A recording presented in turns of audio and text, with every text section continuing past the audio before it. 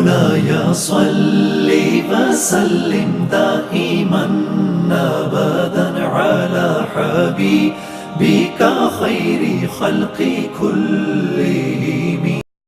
بسم اللہ الرحمن الرحیم. السلام علیکم. الجابر چینل کے کرم فرماؤں کو خوش آمدید کہتے ہیں. آج کی ویڈیو میں ہم حضور صلی اللہ علیہ وسلم کے 300 منتخب معجزات میں سے چوتھے معجزے کے بارے میں آپ کو بتائیں گے. حسب روایت نئے آنے والے ساتھیوں سے درخواست ہے کہ ہمارے چینل کو سبسکرائب کریں اور اگر ویڈیو پسند آئے تو اس کو لائک بھی کریں، شیئر کریں. شکریہ.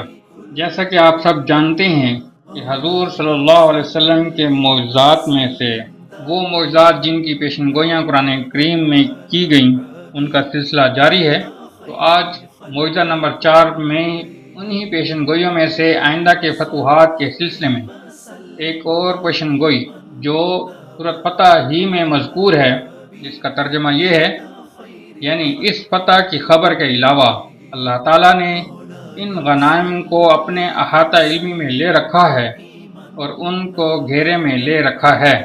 یعنی بظاہر تمہاری قدرت میں نہیں کہ تم ان پر قبضہ کر سکو، مگر وہ اللہ کے علم و قدرت میں ہیں اور اس کی تائید سے وہ نعمتیں تم کو حاصل ہوں گی.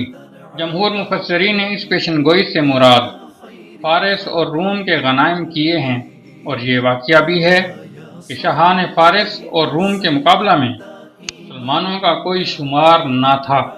یہ قومیں بڑی طاقت اور بکثرت ساز و سامان سے بھرپور تھیں.